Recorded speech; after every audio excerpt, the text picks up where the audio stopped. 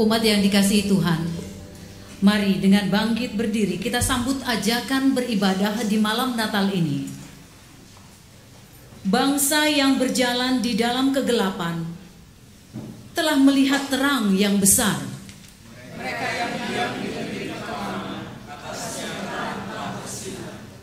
Yesus Kristus adalah terang dan hidup kita.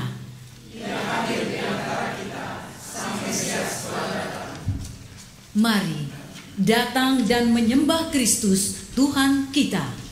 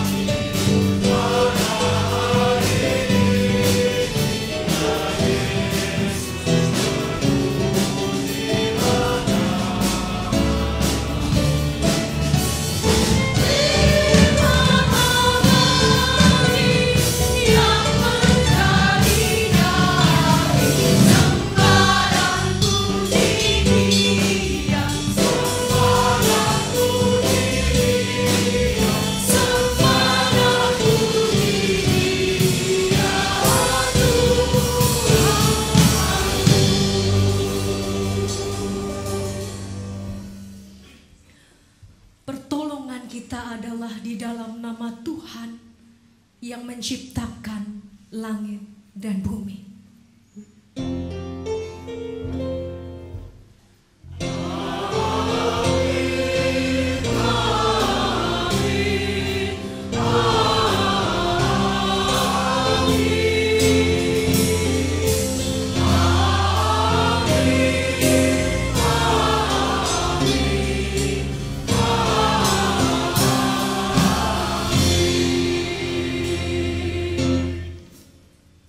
Tuhan beserta kita.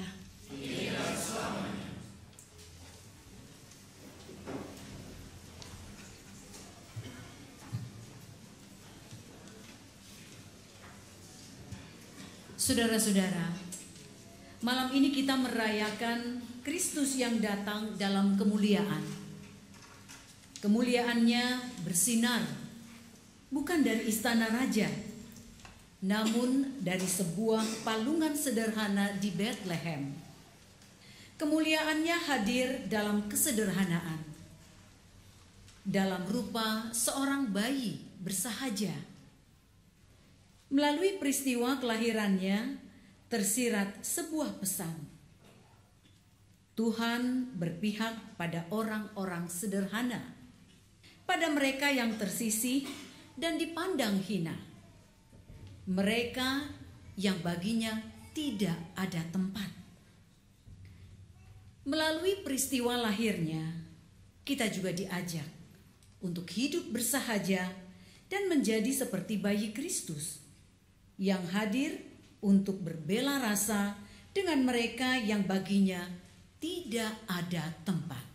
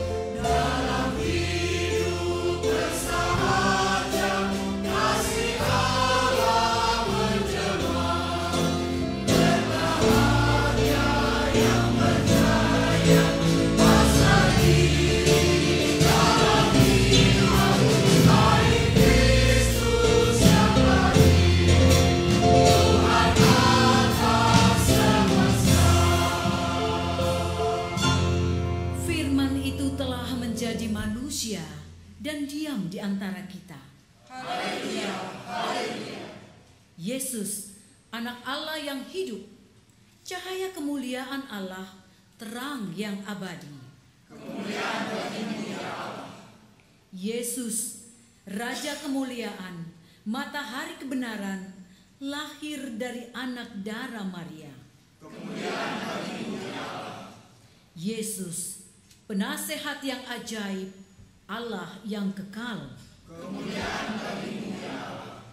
Yesus, Raja damai, Gembala yang agung, kudus dan mulia. Kemuliaan bagimu ya Allah. Yesus, sahabat bagi semua, pelindung bagi yang tertindas, jalan, kebenaran, dan hidup. Kemuliaan bagimu ya Allah. Yesus Kristus telah turun dari sorga. Terimalah Dia. Kristus telah lahir. Berilah kemuliaan baginya. Kristus telah hadir di dunia. Tinggikanlah Dia. Hai seluruh bumi, menyanyilah bagi Tuhan. Hai bangsa-bangsa, berikanlah kelahirannya.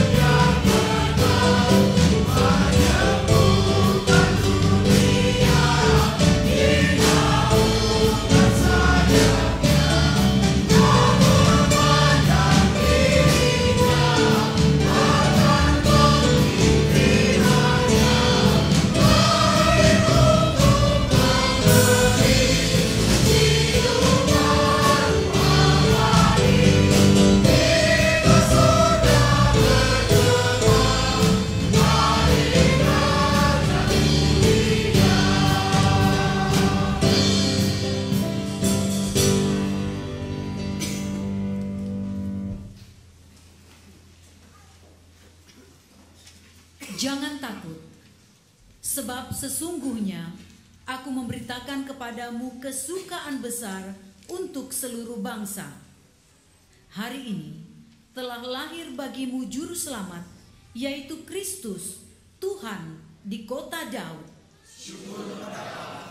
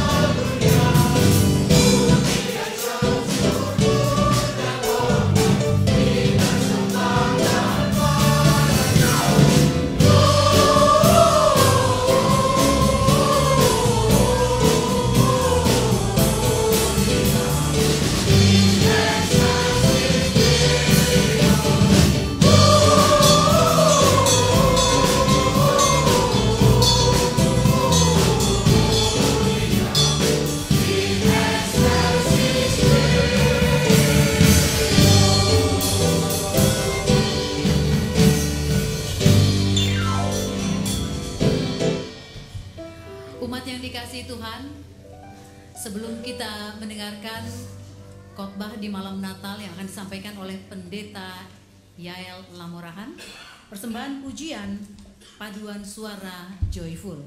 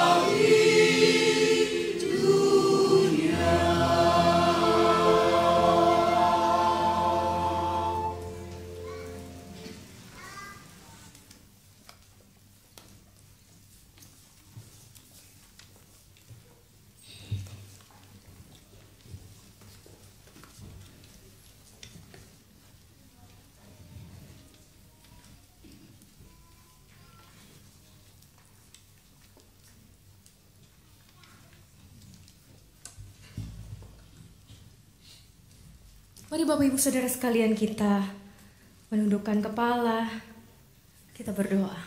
Mari kita berdoa. Engkau sungguh baik ya Tuhan, dan kebaikan-Mu sungguh tidak ada taranya. Kami bisa ada di sini pada sore hari ini bukan karena kuat kuasa kami, tapi karena sungguh kuasa-Mu yang begitu besar dan kasih-Mu yang begitu besar kepada setiap kami. Sehingga pada hari ini kami bisa menghadiri bersama-sama ibadah malam Natal yang pertama ini. Sungguh Engkau Allah yang luar biasa. Terima kasih Tuhan Yesus, bila sebentar kami akan bersama-sama belajar bagaimana kami mampu melihat kelahiran-Mu di dalam kesederhanaan, sehingga bisa membuahkan buah-buah kekristenan kami yang sederhana, tapi menampilkan kemuliaan-Mu yang begitu dahsyat dan besar. Maka Tuhan tolonglah kami, karena tanpa Roh-Mu yang kudus kami tidak akan mampu memaknai kesederhanaan kelahiran-Mu. Dan tanpa Roh-Mu yang melingkupi kami setiap hari, dari detik demi detik hidup kami tidak akan mampu memancarkan kemuliaan-Mu di dalam kerapuhan dan keterbatasan kami sebagai manusia. Maka kami memohon Roh-Mu yang kuduslah yang melingkupi kami, karena Kaulah yang memampukan kami bertahan, kuat, dan tetap sukacita. Terima kasih ya Kristus. Terima kasih ya Tuhan. Amin. Mari Bapak Ibu sekalian kita membaca kisah kelahiran Yesus Kristus menurut Lukas 2 ayat 1 sampai 14.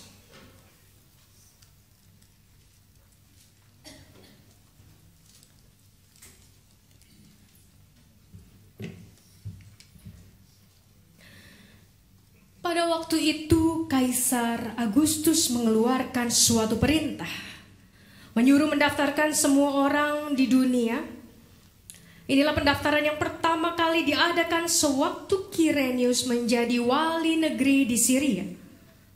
Maka pergilah semua orang mendaftarkan diri, masing-masing di kotanya sendiri.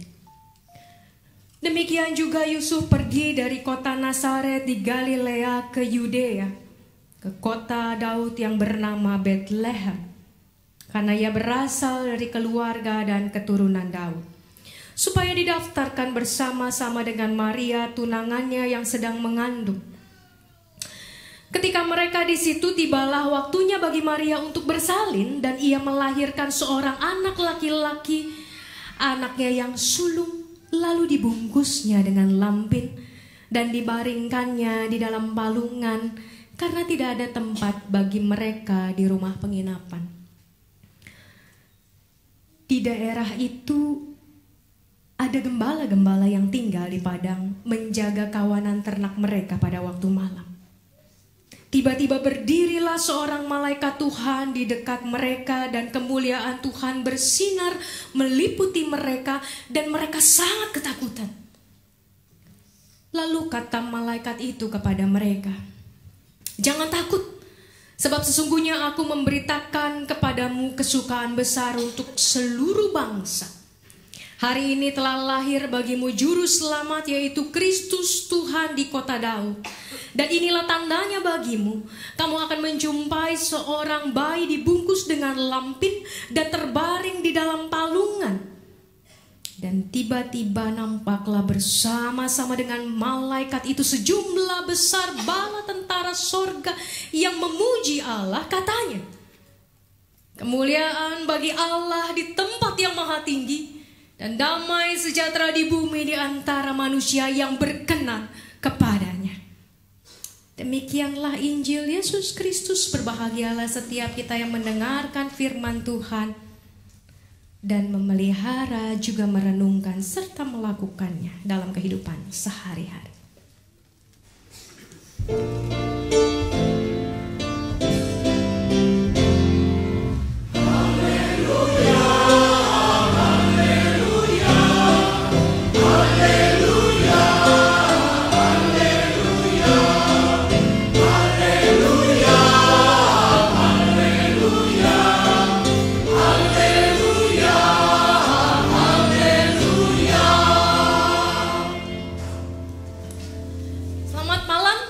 Bapak Ibu, belum malam sih, masih sore. Bagaimana hari ini kondisinya? Baik, sehat, sukacita? Puji Tuhan. Bapak Ibu, kita bisa aminkan gak bahwa Tuhan itu baik? Tuhan itu baik? Sangat baik? Beneran? Coba bisa kita bilang, Tuhan Yesus baik. Yuk kita sama-sama bilang, Tuhan Yesus baik. Lagi yuk. Tuhan Yesus baik. Ya, Bapak Ibu sekalian, hari ini kita mau belajar bersama bagaimana kemuliaan di dalam kesederhanaan, tapi bukan sekedar mengingat cerita Natal, karena saya yakin dan percaya bahwa Bapak Ibu sudah hafal kalau bicara soal fakta-fakta tentang kelahiran Kristus ya. Karena setiap tahun pasti kita membaca dari bacaan yang kurang lebih sama, kita mendengar khotbah, kita mendengar latar belakang politik, latar belakang sosial, budaya, dan lain sebagainya mungkin yang sama. Tapi kita coba untuk melihat hal yang berbeda dari apa yang ada di depan, Bapak Ibu sekalian. Kalau di sini dibilang kemuliaan dalam kesederhanaan. Tapi Bapak Ibu sadar gak sih bahwa kisah Natal itu bukan kisah yang sederhana? Setuju gak? Bahwa kisah Natal itu bukanlah kisah yang sederhana sesungguhnya. Kisah Natal adalah kisah yang sangat rumit. Kisah Natal adalah kisah yang sangat, kalau kita mau mengkategorikan kayak film tuh action. Ya gak sih Bapak Ibu? Bisa bayangin gitu ya, dari sejak pertama kali Maria dikasih tahu bahwa dia akan mengandung, buat Maria itu horor tersendiri gitu ya. Bahwa tidak mudah bagi seorang anak berusia 12-15 tahun menerima kisah itu. Menerima kenyataan bahwa dia akan hamil. Ini adalah kisah yang penuh kegilaan menurut saya. Yang rumit, yang menantang, yang penuh dengan kejutan-kejutan yang mengocok emosi.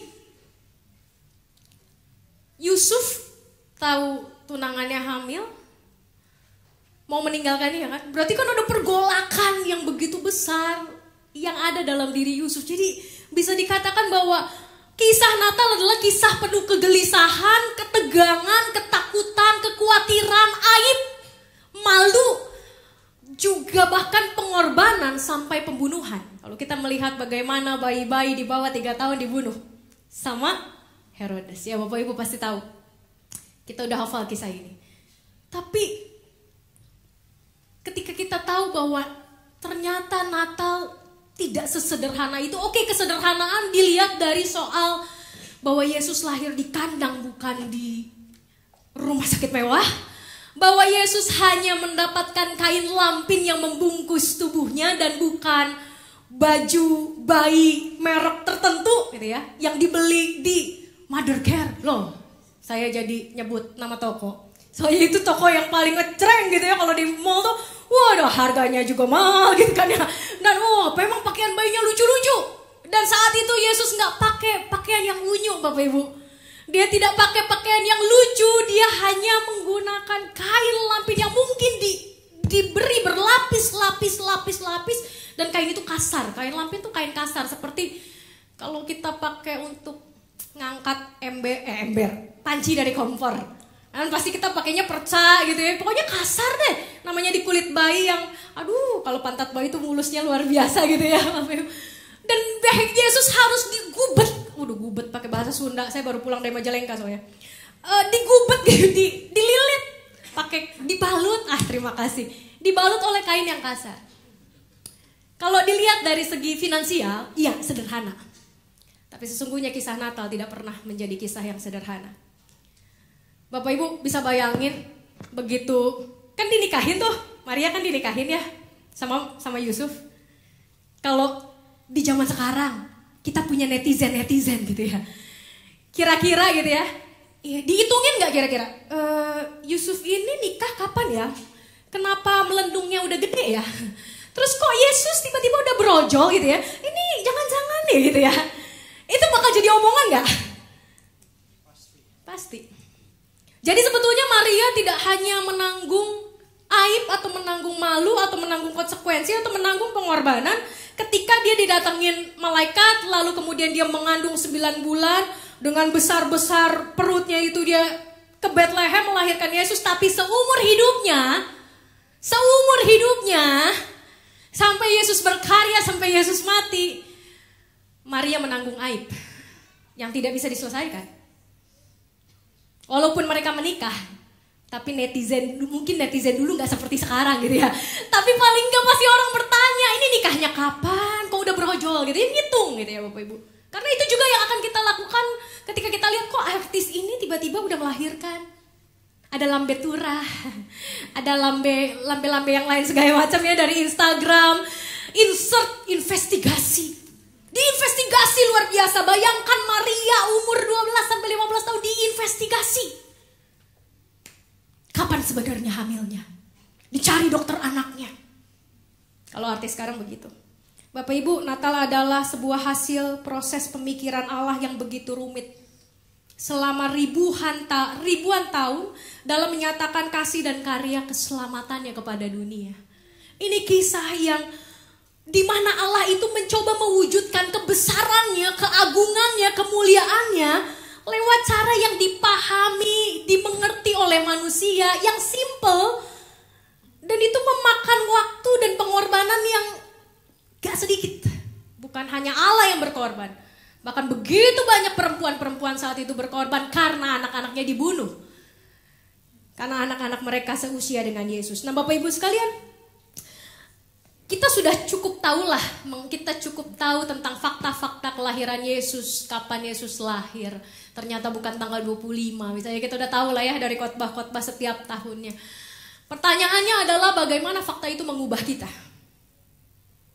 Kalau mau bicara bagaimana fakta itu mengubah hidup kita, bagaimana fakta itu membuat kita memilih secara berbeda, bagaimana fakta itu membuat kita kuat walaupun kita ada di dalam tekanan, bagaimana fakta itu membuat kita bertahan di dalam segala tantangan, percobaan yang kita alami di dalam hidup, bagaimana fakta itu mengubah relasi kita yang tadinya retak, kita perbaiki. Bagaimana fakta itu mengubah jati diri kita yang adalah hamba dosa menjadi hamba Allah, menjadi anak Allah, dan bahkan menjadi partner sekerja Allah. Bagaimana fakta itu mengubah kita? Hanya tahu fakta doang gak efek Bapak Ibu. Karena tiap tahun kita akan membahas fakta yang sama. Kita gak akan lepas dari fakta bahwa Yesus lahir dibalut kain lampin di kandang bersama bersama Maria dan Yusuf doang. Lalu ada gembala-gembala, orang Majus. Itu tidak akan mengubah fakta. Perayaan tiap tahun tidak akan mengubah fakta, tapi bagaimana kita merespon terhadap fakta-fakta yang kita tahu. Apa dampaknya?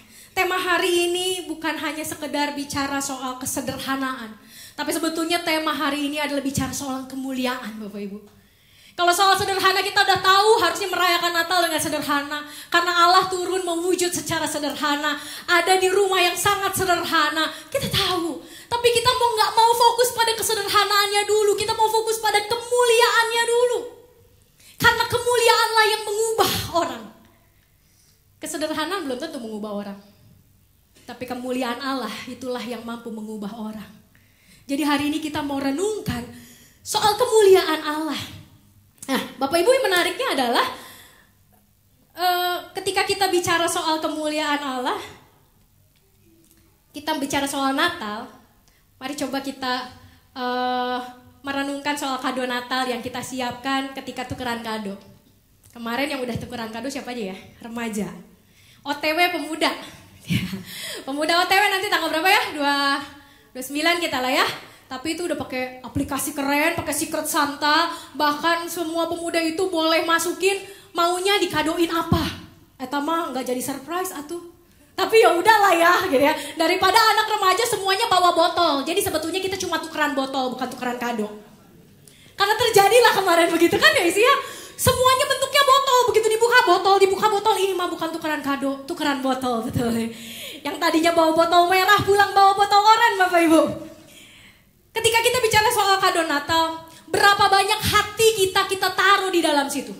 Atau, karena ini juga saya saya alami gitu ya. Ketika saya, Kak, bawa kado jangan lupa. Oh Tuhan, saya lupa. Di tengah kesibukan Natal gitu ya dan lain sebagainya. Oke, ada apa di rumah? Oh ternyata ada botol yang belum saya pakai Bapak Ibu gitu ya. Jadi dibungkuslah itu botol sama saya dan saya bawa sebagai tempat untuk tukar kado. Jadi saya ngaku ya bahwa saya nggak beli. Ada mungkin itu saya beli tapi saya nggak tahu kapan gitu belinya. Tapi yang pasti belum dipakai kok, masih baru. Pernah nggak kita ketika kita mau bikin kado Natal, kita mau kasih kado Natal, kita cuma berpikir gampang lah nanti tinggal beli di salah satu tempat di mall, depannya M, belakangnya O. Harganya cukup terjangkau kantong begitu ya.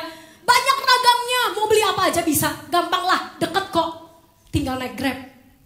Kalau nggak mau parkir. Atau, waduh udah mepet banget.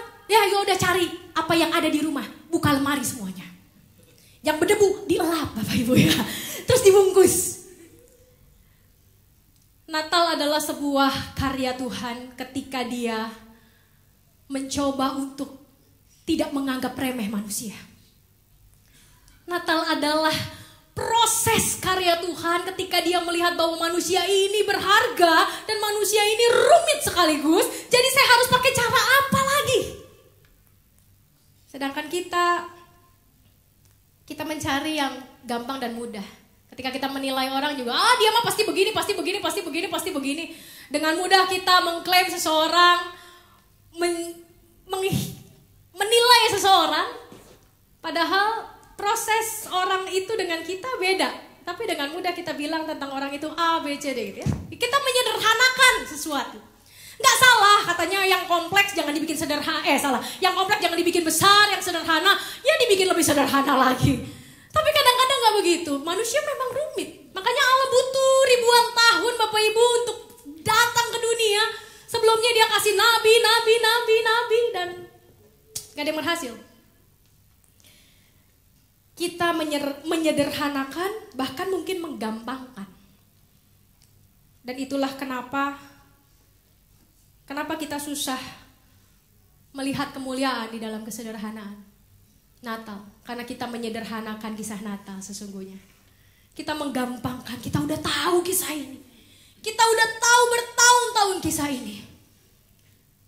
Tapi ternyata kisah ini pun tidak memberi dampak. Dan tidak mengubah kita. Nah Bapak Ibu, ketika Natal tidak mengubah kita bukan karena kisahnya terlalu sederhana. Ketika Natal tidak mengubah kita, itu bukan karena kisahnya terlalu simple.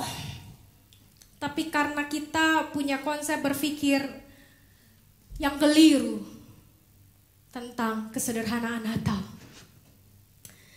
Jadi ketika kita bersedia melihat, menghargai proses pengorbanan, kekuatan, komitmen kasih yang diperjuangkan oleh Yesus, Maria, dan Yusuf, bahkan para gembala, bukan hanya ketika Yesus lahir, tapi seumur hidup mereka. Diomongin orang, diaibin orang, dizolimi orang, dihatersin orang. Banyak hatersnya, kalau nggak Yesus nggak mati Bapak Ibu. Tapi karena haters Yesus itu bahkan sudah mencoba membunuh Dia sejak Dia kecil. Dan akhirnya berhasil membunuh Dia di usia 33 tahun. Itu karena Maria, Yusuf, dan Yesus harus memikul semuanya. Bahkan keempat orang anak Maria yang lain. Jadi bagaimana Bapak Ibu? Bagaimana supaya kita bisa melihat kemuliaan?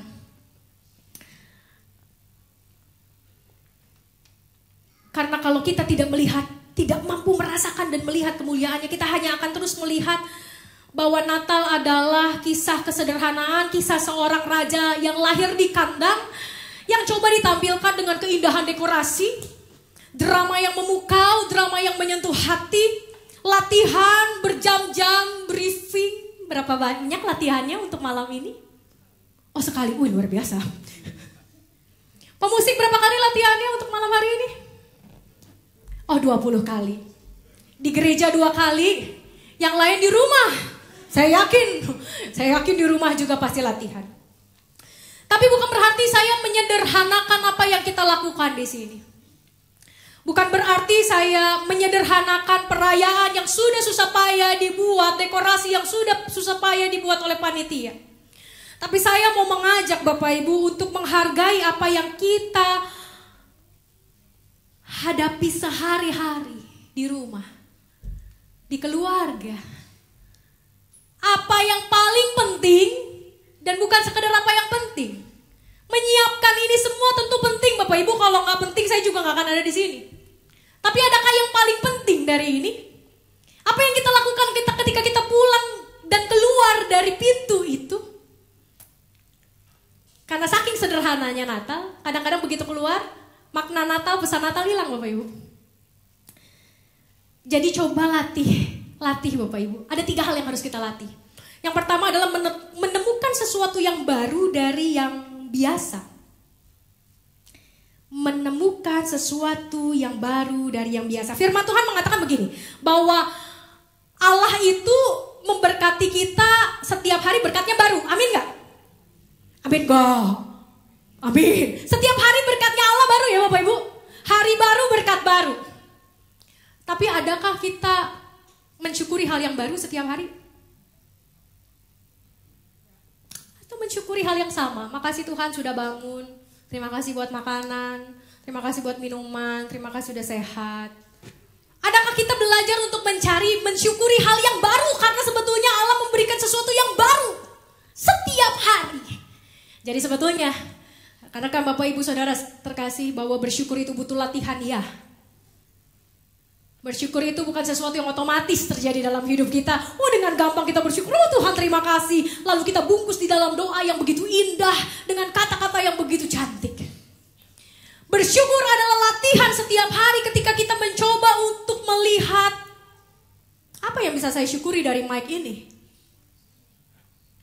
Bapak Ibu kalau nggak pakai mic ini, suara saya habis Bapak Ibu. Saya semalam nggak tidur. Saya melakukan perjalanan dari jam 3 sore sampai jam 9 malam ke Majalengka. Dan tadi saya nyetir pulang juga dari jam 12 sampai tiba di Jakarta jam 4. Saya kasih makan anak saya dulu, saya mandi, saya kesini. Kalau dibilang lemes, saya lemes hari ini. Tapi kalau saya hari ini tidak ditolong dengan ini, mikrofon yang kecil ini, mungkin suara saya tidak akan sampai ke belakang. Mencari, mensyukuri hal kecil Bapak Ibu, gak gampang. Tapi kalau kita bisa menghitung berkat Tuhan seperti lagunya, berkat Tuhan satu-satu hitunglah, kau kan kagum oleh kasih-Nya. Berkat Tuhan mari hitunglah. Tiap hari engkau akan dikejutkan, karena hari ini pun saya dikejutkan oleh Tuhan dengan berkatnya yang luar biasa. Ketika saya nggak tidur semalam, ketika saya harus menemani papa saya di Majalengka semalam, sampai tadi pagi saya harus ke Polres, saya harus ke Polsek, dan saya masih kuat sampai sekarang. Saya bisa nyetir 3,5 jam dari Majalengka ke Jakarta. Dan hari ini saya bersyukur buat Bulani, supaya itu nggak jatuh. Karena kalau jatuh saya diomelin Pak Jesse. Temukan setiap hari sesuatu, walau kecil, dan syukuri itu. Dari hal yang biasa, kita bisa melihat pekerjaan-pekerjaan Tuhan yang luar biasa. Yang kedua adalah memberi makna lebih pada hal yang biasa. Kalau yang tadi pertama, menemukan sesuatu yang baru dalam hal yang biasa, mikrofon. Tapi yang kedua adalah mencoba untuk memaknai lebih hal yang biasa. Saya bersyukur buat panas. Karena dari kemarin dialah yang membantu saya. Saya pamit kemarin izin sama majelis jemaat. Kalau nggak ada beliau, saya nggak tahu bagaimana hari ini jadinya malam Natal kita. Tapi tepukan hari ini saya mengatakan bahwa thank you Nas. Thank you. Terima kasih banyak. Bapak Ibu juga terima kasih banyak. Hal yang sederhana. Pernahkah Bapak Ibu memegang tangan orang yang ada di samping Bapak Ibu, lalu mengatakan, aku mengasihimu, dan kau adalah hadiah Natal terindah buatku. Ayo, pegangan dong. Iya. Itu hal sederhana Bapak Ibu. Hal sederhana. Dan karena hal sederhana yang kecil itu bisa mengubah banyak hal. Kita bilang makan bersama adalah hal sederhana. Kalau yang biasa itu harus makannya di hotel, makanannya teh lobster, king crab, baru luar biasa. Kalau cuma tempe mah sederhana, geus biasa wae ya mah. Tahu nggak Bapak Ibu? Karena tutut, Bapak Ibu tahu tutut nggak? Tutut tuh keong sawah yang banyak banget di Majalengka. Jadi bukan tutut atuh. Tutut keong. Ketika saya setiap Desember dulu selalu pulang ke Majalengka karena oma saya ulang tahun dan om saya ulang tahun kemarin tanggal 22. Dan kemarin saya pulang ke Majalengka hanya untuk menemukan bahwa om sudah meninggal 7 hari. Jenazahnya sudah penuh dengan belatung. Karena tidak ada orang sama sekali di rumah karena om tidak menikah. Dan papa adalah kakak tertuanya yang paling sehat dari seluruh adik-adiknya. Jadi dia pergi pagi naik bus, saya susul sore. Saya waktu Sabat 3 kemarin saya pikir, aduh saya pengen ketemu om, saya kangen. Sudah hampir 15 tahun saya nggak pulang ke Majalengka. Saya pikir kemarin saya mau pergi tapi nggak jadi karena pas saya mau pergi ternyata papa harus ada pertemuan veteran. Jadi saya nggak jadi pergi sama papa ke Majalengka. Ada hal yang saya sungguh sesali karena ya hari ini saya hanya melihat mayat yang mungkin saya lihat di berita, di koran, di TV, di film-film serial killer, pembunuh berantai. Tapi itu ternyata om saya sendiri. Kemarin saya pulang, saya nyetir karena selalu dia sediakan buat saya semangkok tutut setiap saya pulang. Saya suka banget tutut Bapak Ibu. Itu kalau udah makan tutut sampai monyong-monyong. Sampai bukan monyong lagi, keram bibirnya lebih tepat. Tapi karena semangkok tutut, om saya memberi kesan yang luar biasa. Sederhana bukan? Hanya semangkok tutut. Dan karena ungkapan di makan malam saya, waktu itu pernah saya makan malam sama papa berdua. Lalu papa bilang, papa saya bukan seorang Kristen, walaupun di KTP-nya Kristen, tapi papa belum baptis. Dia pernah bilang, ya kalau kamu memilih sesuatu dan mau menjalani sesuatu, lakukan itu sampai titik darah penghabisan. Ketika kamu mau memilih sesuatu, lakukanlah itu sesungguh-sungguhnya. Bisa dibilang itu perkataan yang simpel di meja makan, tapi itulah perkataan yang membuat saya hadir malam hari ini di sini, Bapak Ibu. Walaupun papa saya sendirian di Majalengka, dan dia masih harus mengurus surat ke sana ke sini, papa bilang pulang. Kamu ada tugas, pulang. Mama saya sendirian juga di Kedoya. Tapi saya bersyukur Tuhan itu baik. Tuhan itu baik. Beri makna pada hal yang biasa Bapak Ibu. Makan malam mungkin hal yang biasa. Tapi makan malam yang digunakan untuk memberi wejangan. Untuk memberi nasihat. Untuk mungkin membuat hal konyol bersama. Melepas HP. Malam hari ini nanti kalau ibadah malam. Kan udah ada ya liturginya. Tolong lepas HP Bapak Ibu. Pandanglah satu sama lain. Pandanglah anak Bapak Ibu, pandanglah suami, istri, orang tua Bapak Ibu dan katakan, engkau berharga buat saya. Dan kenangan itu akan muncul di masa-masa yang tidak terduga. Kenangan saya makan tutut, udah lama Bapak Ibu saya lupain. Tapi kenangan itu muncul di sepanjang saya membawa mobil dari Jakarta sampai Majalengka. Saya bersyukur untuk semangkok tutut yang setiap Desember om sediakan buat saya.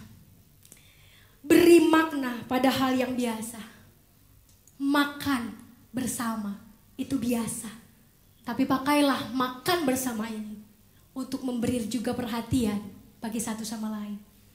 Dan yang ketiga, menyatakan kesungguhan kasih dalam komitmen lewat hal yang sederhana. Bapak Ibu sadarkah bahwa suami istri banyaknya berantem gara-gara hal sederhana? Hal sederhananya adalah mencet odol di tengah apa di ujung. Hal sederhana yang lain adalah kalau anduk habis dipakai ditaruhnya di tempat anduk apa di kasur. Kasur. Hal sederhana yang lain adalah siapa yang gantian cuci piring malam ini? Siapa yang gantian buang sampah malam ini? Sederhana kan? Dan gara-gara itu banyak berantem suami istri. Bapak Ibu, kenapa akhirnya hal yang sederhana itu kalau udah bertumpuk akhirnya jadi bom waktu? Karena kita selalu menyederhanakan. Allah gitu doang marah, gitu doang kesel. Lu kan udah tahu dari zaman gua pacaran. Udah tahu kalau gua tuh mencet gak bisa dari ujung, bisanya dari tengah. Mencet odol. Bapak Ibu, ketika hal sederhana itu kita lakukan dengan sepenuh hati, kita tahu ketika mau mencet odol, istri saya bakal marah kalau saya mencet di tengah. Jadi, dengan kesadaran hal yang sederhana itu dilakukan dengan komitmen dan cinta kasih, mengingat janji ketika pasang cincin. Tuhan Yesus, kok susah amat ya, mau mencet odol aja gue kudu mikir. Hal sederhana dilakukan dengan komitmen, dengan kasih yang besar, akan mengubah hubungan Bapak Ibu sekalian. Dan akhirnya rumah tangga suami istri gak akan dipusingin sama hal-hal yang begituan. Jangan yang lebih besar juga sih gitu ya. Tapi hal yang begituan tidak ditumpuk, akhirnya jadi bom waktu. Hari ini kita belajar 3 hal Bapak Ibu tentang kesederhanaan. Temukan sesuatu yang baru dari sekedar mikrofon untuk kita bersyukur hari ini. Tanpa mikrofon yang luar biasa ini, suara joyful mungkin gak nyampe ke belakang. Betul? Kalau makin penuh, makin keserep badan. Suara, walaupun ini banyak gitu ya, makin keserep. Bersyukurlah ada merek apa ya? Asana mahal, kalau jatuh, saya ketempuan sama Pak Jesse. Mulai mensyukuri hal kecil. Memberi makna lebih pada hal yang biasa. Makan, bergandengan tangan, berpelukan, ngusapin kepala anak sebelum tidur, mencium kening suami dan istri dan bilang I love you. Hal sederhana. Beri makna lebih. Beri makna lebih. Dan nyatakanlah kesungguhan kasih dan komitmen saudara lewat hal yang sederhana. Dengan mau bangun pagi. Dengan mau melipat cucian kita. Kalau udah disetrikain istri tuh mboknya ditaro gitu loh. Cuma udah disetrikain, udah dilipetin gitu ya bapak-bapak gitu, mboknya taro gitu tinggalkan. Kadang-kadang kan dibiarin aja situ, ibunya juga yang masukin. Istri udah masak, mboknya bapak tolong bantu cuci. Karena lebih capek cucinya daripada masaknya, betul? Cucian masakan tuh udah tinggal satu gitu ya. Tapi ini bisa jadi satu panci gara-gara apa? Gara-gara ada talenan, ada pisau, ada panci kecil, ada wadah buat ngeringin, kabeh ada. Ya. Bantulah lewat hal kecil, maka istri saudara akan bersyukur. Bantulah dengan mandi sebelum bapak datang. Jadi nggak bau kebul, asap. Tadi habis kegoreng ikan, gosong lagi.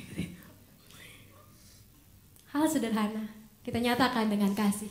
Jadi kalau Bapak Ibu nanti pulang dari sini, keluar dari pintu itu, ibadah malam bersama, pakailah waktu untuk menyatakan bahwa orang di kiri kanan kita sungguh berharga. Karena saya menyesal, saya nggak ikutin hati kata hati saya untuk pergi ke Majalengka pas saya sabatikal kemarin. Tapi ya, terpujilah tetap nama Tuhan. Tuhan Yesus menolong. Selamat Natal.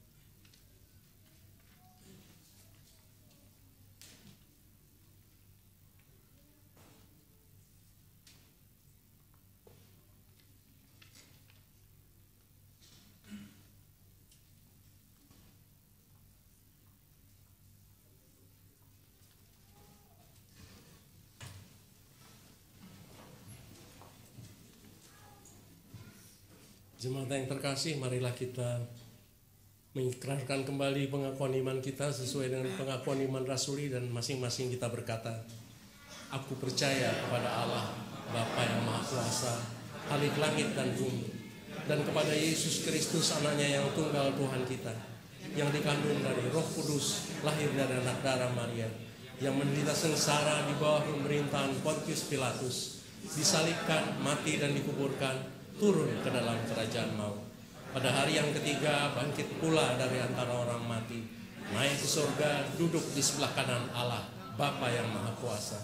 Dan dari sana Ia akan datang untuk menghakimi orang yang hidup dan yang mati. Aku percaya kepada Roh Kudus, gereja yang kudus dan am, persekutuan orang kudus, pengampunan dosa, kebangkitan orang mati dan hidup yang kekal.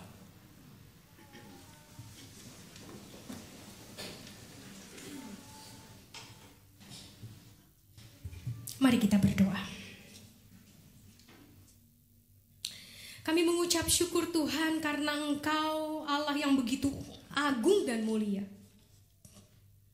mencoba untuk memahami kebutuhan kami dengan cara yang paling rumit, paling membawa emosi, dipenuhi dengan berbagai macam ketakutan, bahkan bagi orang-orang pilihan-Mu. Tapi Tuhan, sungguh agung karya-Mu, karena Kau mau mewujud di dalam diri manusia yang memang sederhana, yang memang penuh dengan keterbatasan, tapi dinilai sungguh berharga oleh-Mu. Jadi kami sangat mengucap syukur Tuhan kalau pada hari ini kami ada di sini bukan hanya untuk melihat kerlap-kerlip lampu Natal. Kami di sini tidak hanya untuk melihat indahnya dekorasi bunga-bunga merah yang bermekaran. Tapi hari ini kami mau berjanji untuk mewujudkan terus kemuliaan itu dalam diri kami. Memelihara kemuliaan yang Tuhan sudah berikan lewat Roh Kudus di dalam hati kami. Sehingga lewat hal-hal yang sederhana, kami dibuat mengagumi Engkau lebih dari apapun.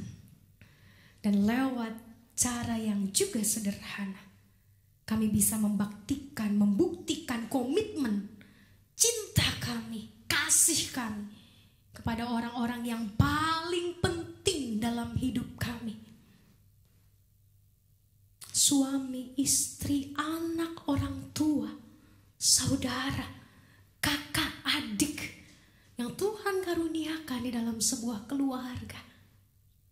Seperti seorang bayi Yesus yang diliputi kasih sayang dua orang tuanya yang menyatu hati untuk dipakai Tuhan, walau begitu banyak pengorbanan yang harus diambil mereka. Tolong kami Tuhan. Kami mengucap syukur untuk setiap pertolongan-Mu. Hari ini kami berdoa Tuhan untuk perayaan Natal dan malam Natal dimanapun di seluruh gereja Tuhan.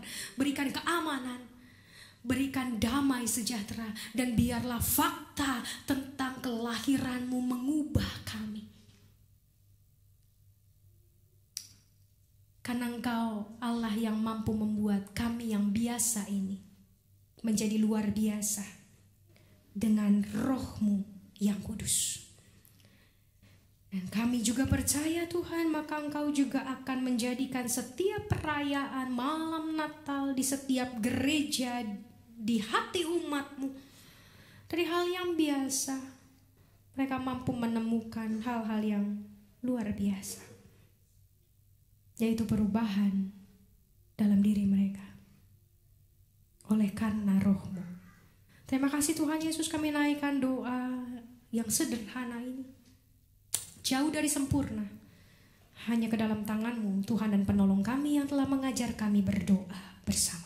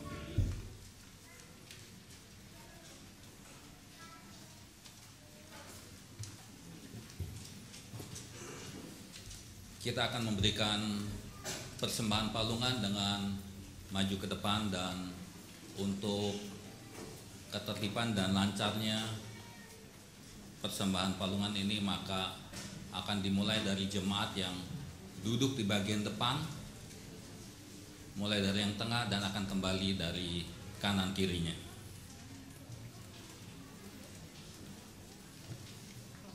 Kelahiran Yesus dalam kesederhanaan tidak hanya dirasakan manusia.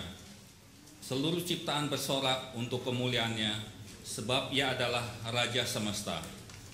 Mazmur 145 ayat 10 berkata, segala yang kau jadikan itu akan bersyukur kepadamu, ya Tuhan, dan orang-orang yang kau kasihi akan memuji Engkau.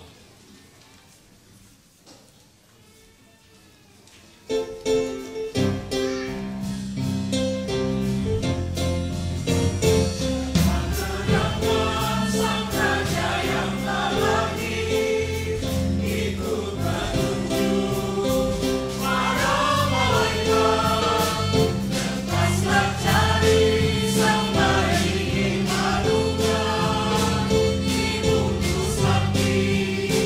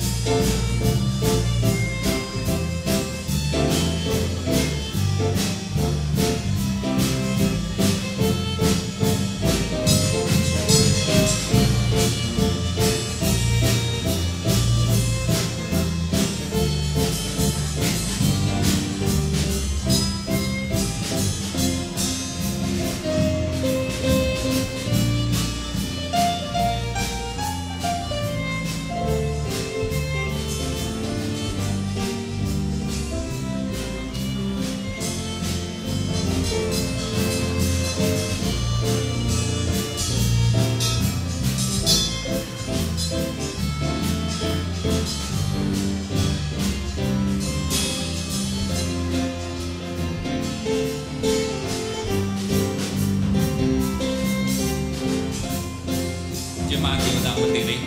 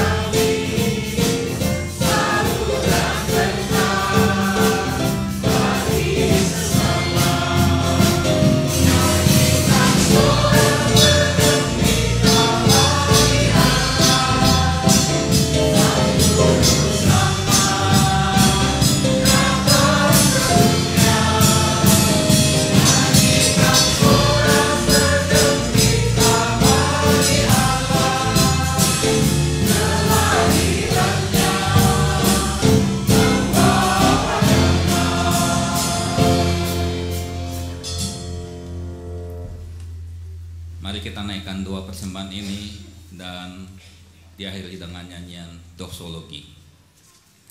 Ya Tuhan, saat kami kembali merayakan Natal, jadikanlah kami umat yang rendah hati, umat yang penuh kasih seperti Yesus, yang datang ke dunia ini bukan untuk dilayani, melainkan untuk melayani, yang berkata lebih berbahagia memberi daripada menerima.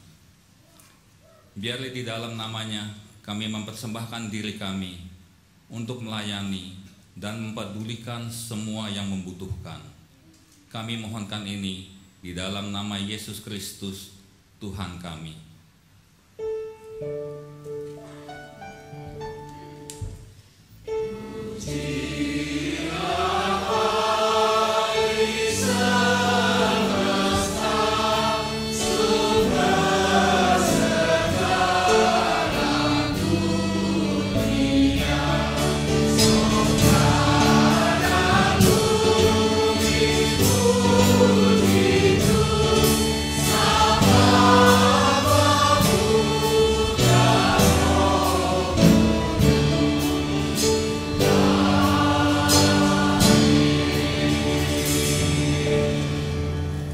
Silakan duduk.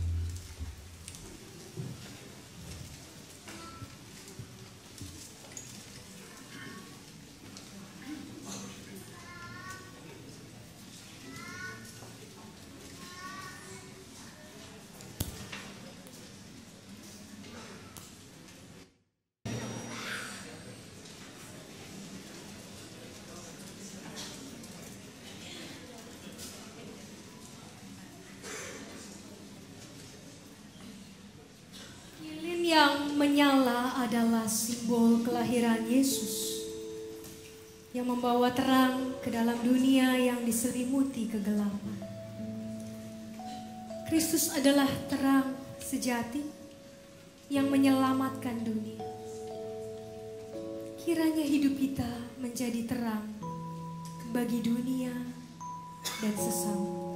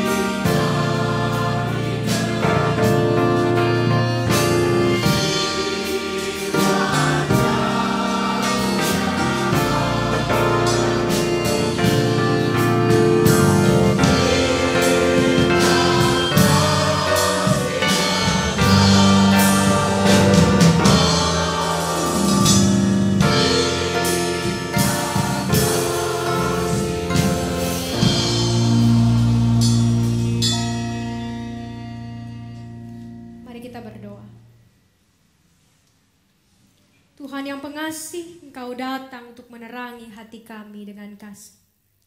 Bagai terang lilin yang kami terima malam ini. Tutuplah semua pintu kebencian. Bukalah pintu kasih di hati setiap manusia. Supaya para teroris membatalkan niat jahatnya. Supaya mereka yang kelaparan diberi makan. Supaya mereka yang kesepian ditemani dan dipahami. Supaya mereka yang resah diberi kedamaian. Biarlah semangat kasih dan pengampunan Kristus berkuasa atas diri kami. Supaya kami dibebaskan dari rasa dengki dan iri. Supaya segala prasangka buruk lenyap dari diri kami.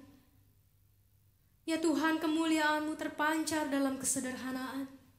Maka ajarlah kami hidup dengan hati bersahaja. Supaya kami tidak memandang dengan sombong. Supaya kami tidak mengajar hal-hal yang tidak perlu. Atau hal-hal yang terlalu ajaib bagi kami. Ajar kami agar dapat menjadi umat yang rendah hati. Dan dapat menjalani hidup dengan penuh damai seperti Yusuf dan Maria. Yang dengan tenang berjalan menuruti rencana-Mu. Nyatakanlah Tuhan kemuliaan-Mu di dalam perjalanan hidup kami selanjutnya. Di dalam Kristus kami sampaikan doa Natal ini. Amin.